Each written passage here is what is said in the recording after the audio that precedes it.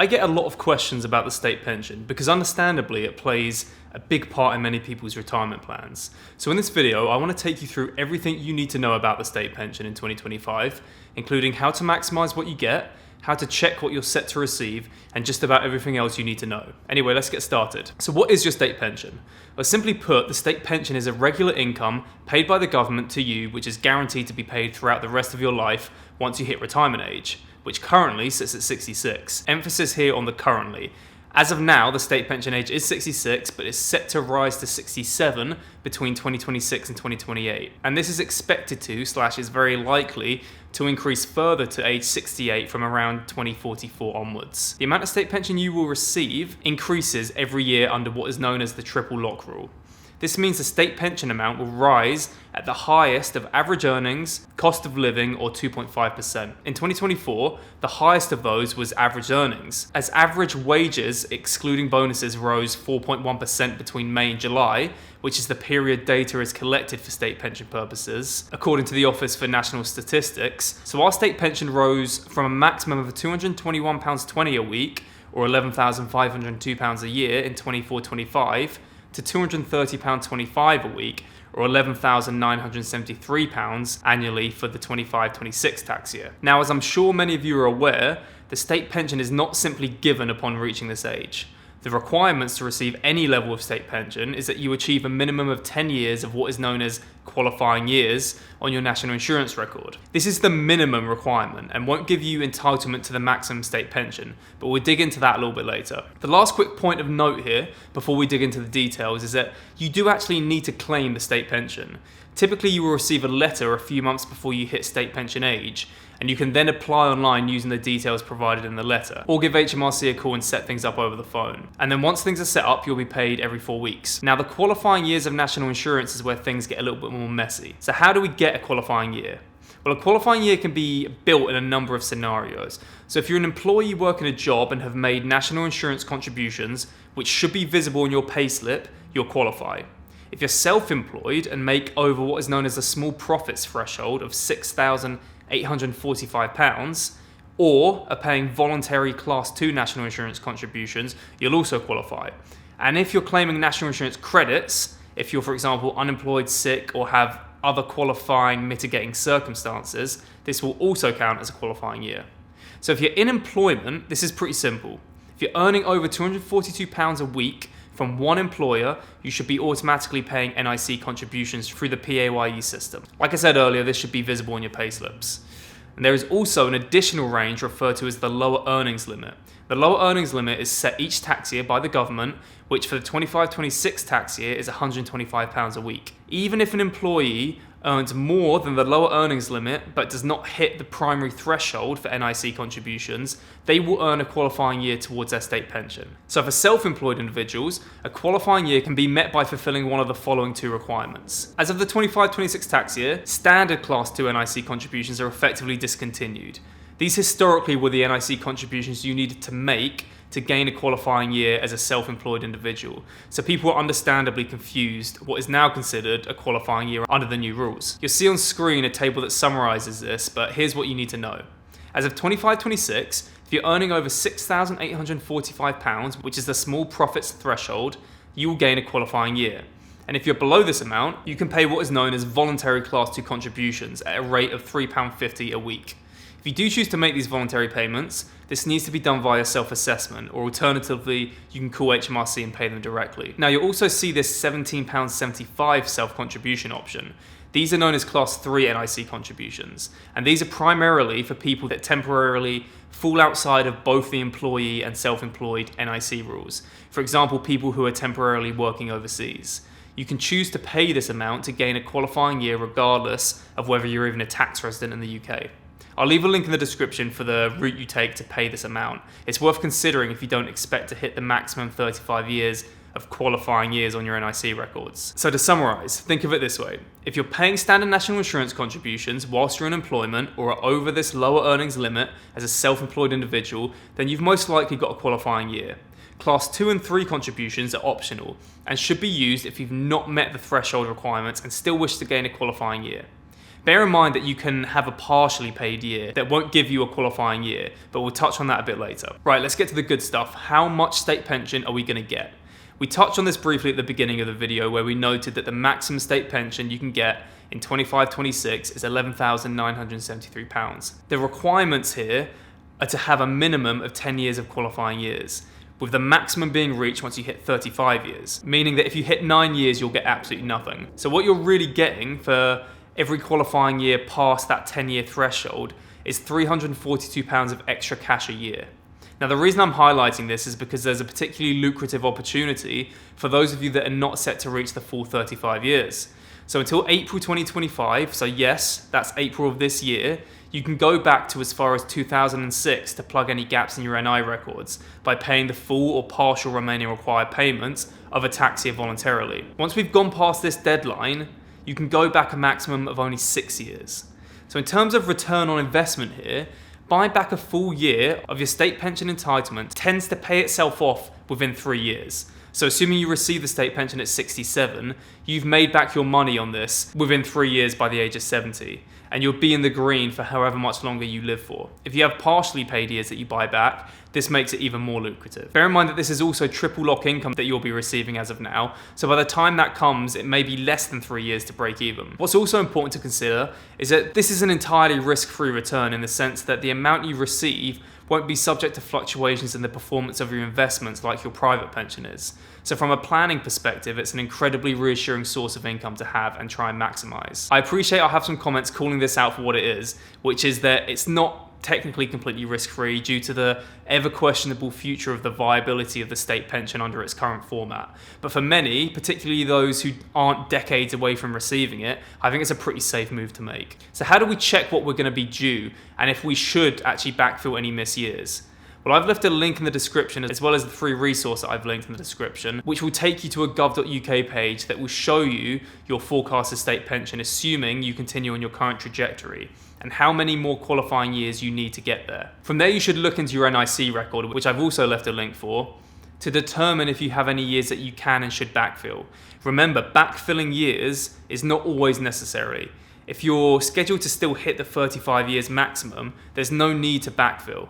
It's also worth noting that the cost to buy back a year does rise with inflation. So if it is beneficial for you to buy back a missed year, the sooner you buy these back, the better. There's also the possibility, like I said, that buying back a year doesn't even cost the full amount, because there are a number of situations where you may have partially contributed throughout the year, but not contributed enough to hit the full qualifying year threshold. In these cases, it's even more of a no-brainer to top up that year as mentioned earlier. Look, let's be realistic. I'm fully aware that going back and potentially having to cough up thousands to buy back years is a big ask, and the best solution I have for this is to always check your forecast and be reasonable with how many more qualifying years you think you have between now and your state pension age. An important tip I have here is to allocate your money to buy back years as far back as possible first, to lighten the load and spread out the payments over potentially a number of years. For example, let's say you have a couple of years missed, one in 21-22 and one in 08-09. Well, even after the April 2025 deadline, where this extended range of buyback is over, you'll still be able to go back 6 tax years and pick up that 21-22 year if needed. Whereas the opportunity to get that 08-09 year will likely be gone forever. So be smart with how you allocate what you can here. Okay, so we know how to qualify and we know what we're going to get. But I just want to really briefly touch on the triple lock one more time because I get quite a few questions about it. The triple lock is basically how the state pension will interact or stay in line with the wider economic environment. The triple lock guarantees that your state pension will rise in line with the greater of average wage growth, CPI inflation, and 2.5%. This at first can seem like a bit of an immaterial benefit, but it can provide pretty significant increases to the state pension that you'll receive. The prior year rise, for example, was 10.1%.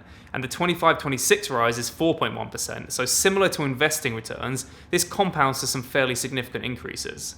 This is in place in an attempt to ensure that the relative buying power you receive from the pension remains consistent regardless of when you take it. This is one area of the current state pension rules that has come under a fair amount of scrutiny regarding how realistic it is to have these rules in place due to the additional pressure it places on public finances. So who knows how long this lasts for, and that's a video for another time. But for now, we work with what we know, and that is that this, even after the October budget, is remaining in place. A question I often see asked is whether or not you get tax on your state pension. The short answer to this is yes, Any pension income, be it private or state pension, is classed as income and is subject to marginal rates of tax, just like your employment income would be. The caveat to this is that assuming your state pension is the maximum £11,973, this still just about falls within your tax-free personal allowance for the year, which is currently £12,570. Interestingly, the personal allowance continues to be frozen until April 2028, which means that there's a real chance your state pension amount, assuming a similar level of year-on-year increase from the triple lock, will exceed the personal allowance by the next tax year, which seems a little bizarre. So let's see how that one plays out. Now, of course, if you're earning more than that through private pensions or other taxable income sources, then it's irrelevant. But it's good to know that if you're solely reliant on the state pension, then you won't be paying any tax on it as things stand this tax year. This is where tax planning on a longer time horizon can be really beneficial. Theoretically, if you're taking a state pension which falls entirely within the personal allowance, withdrawing from a stocks and shares ISA that you've built up over the years, and being tactical with the way you crystallize and draw down your private pensions using tax-free lump sums, etc., this would allow you to build up a significant portion of entirely tax-free income to live off during retirement. And before we move on, it's also worth mentioning that you actually stop paying national insurance contributions once you're of statutory retirement age, so this does not need to be factored into your plan. Another factor to consider is your ability to defer the state pension. How this works is once you hit state pension age, you have the option to not take your pension, and for every 9 weeks you defer, the amount you receive once you stop this deferral will increase by 1%. It works out to about 5.8% if you defer for the entire year. Now, there's a few factors to consider when deciding whether or not to defer, but broadly, the consensus tends to be not to defer and just take the state pension. You obviously need to bear in mind that the percentage increase, while nice of course, will take a while to recoup what you've missed out on during the deferral period. And when you crunch the numbers, it becomes fairly reliant on how long you'll stick around for. But more importantly than this is the opportunity cost of drawing down the state pension while you're likely still in good health and can actually enjoy the money. I may be being short-sighted here, but deferring for a few years and creeping close to potential ill health just so I can have a few extra quid in my pocket when I'm in my mid-80s just doesn't seem like the correct move. But this of course is very situation dependent. In some cases, the argument is stronger for deferral when there is some additional tax efficiency to have, in addition to the percentage increase that you'll accrue. What I mean by this goes back to my discussion on the personal allowance earlier. If you still happen to be in work for a year or two into your state pension age, there's an argument to be had that deferring would have the additional benefit of avoiding the need to pay income tax on the state pension. But this is of course assuming that once you're out of work, you don't have any other taxable income sources like a private pension, which you'd be drawing down from, which would use up that personal allowance anyway, which of course would just put you in the same spot you'd be in if you had just taken the state pension as soon as you were eligible. There's a lot to think about from a tax efficiency planning perspective, but in my opinion, this is one of the few examples in life where, with the exception of some extreme situations, I'll throw tax efficiency out of the window and just enjoy your money. Another real point of confusion for people is what is going on between the new state pension and the previous iteration of the system. So as of 2016, we operate under what is known as the new state pension system. This is everything I've described in this video. Prior to 2016, a different system was in place. Now, in the interest of not scaring people off for future videos, I won't get into the weeds too much here, but the points that matter for you are as follows. If you have qualifying years prior to 2016, which I imagine many of you do, HMRC work out what is known as your starting amount. This is the higher of the amount you would have got under the old system versus the new system, for the same amount of qualifying years. There's a reasonable chance that your starting amount will be higher under the old system. The difference between this higher amount and the amount that you would receive under the new system is referred to as a protected payment. This is the amount that will be paid to you on top of the standard state pension and will also rise in line with inflation. The other side of this is if you were employed before 2016 and your employer may have chosen to contract out part of the national insurance they paid that entitles you to your state pension. Until 2012, contracting out was also possible through some types of personal pensions. This means that either you and your employer paid NI at the lower rate, or some of your own NI contributions were invested into your private pension instead of the state pension. This used to be quite common. Being contracted out meant that while you were building entitlement towards your basic state pension, what would have been your additional state pension entitlement was building up within your private pension. At the time you were contracted out, the additional state pension could have been called something different, including State Earnings Related Pension Scheme or SERP, State Second Pension, or Graduated Retirement Benefit. What's important is that if you were contracted out, this might reduce how much you would get from your state pension compared to someone in similar circumstances who was not contracted out. However, the important thing to know is that this isn't money you've completely lost out on.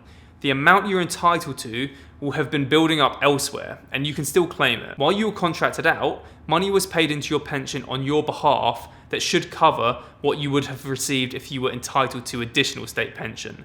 This is what is known as your COPE amount. How much you might get exactly would depend on the type of pension that was used to contract out. You can check your state pension forecast in the link in the description, which should help you identify this. If you were contracted out, this would have been done through a private pension, like I said. And either this would have been set up as a new pension, or you might already have the COPE amount included as part of your workplace pension. Even if you've changed jobs or lost the details of old pensions, you can still claim this money. Another tip here is, if you already know all of your pension providers, you can get in touch and ask them for your COPE amount. They will be able to tell you if you were contracted out or not, and how much that money is worth now. And some pension providers might call this your guaranteed minimum pension. But if they're using fancy acronyms that you don't understand, just make sure to ask if they're referring to your COPE. If you've been told that you have a COPE but aren't sure where it could be, you can request your employment history from HMRC, who can also tell you when you were contracted out if you give the National Insurance Helpline a call. I've also left a ton of useful links and resources to help you track down lost pensions in the free resource linked in the description. There's a little more to this, of course, and I get that this is really messy, so I'd advise checking the gov.uk resource to just clear this up. But this should capture most of what you need to know. So as you can see, the implementation of slight changes to the state pension scheme may at first seem simple, but often have a pretty pervasive impact on the wider system that requires tweaks to the majority of the steps, which understandably can cause a lot of confusion. I don't blame anyone for not being completely clued up with all of this. So the state pension is complex, as you've probably gathered from this fairly long video, but things get a little bit more nuanced once you throw in people's private pensions, savings, assets, etc. So if you're interested in working with me directly, be it to put together a financial plan or for a one-off consultation, please reach out to the email address in the description. And if you're interested in a little more detail about how to structure your private pool of assets for retirement, I'd recommend watching this video where I go over instances where it may be beneficial to transfer money out of your private pension and into an ISA instead. Anyway, thank you all so much for watching. If you enjoyed this video, please consider leaving a like, and I will see you all in the next one.